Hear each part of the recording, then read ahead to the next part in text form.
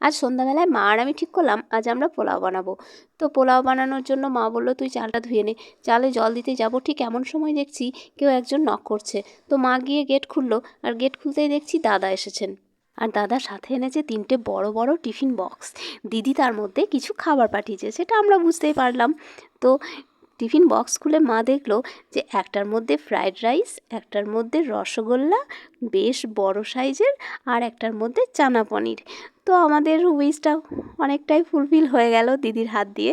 তো যাই হোক, আর তার জন্যই আমরা আজকে রাতে এই খাবারটাই খাবো, আর সেটা আপনাদের সাথে শেয়ার করছি।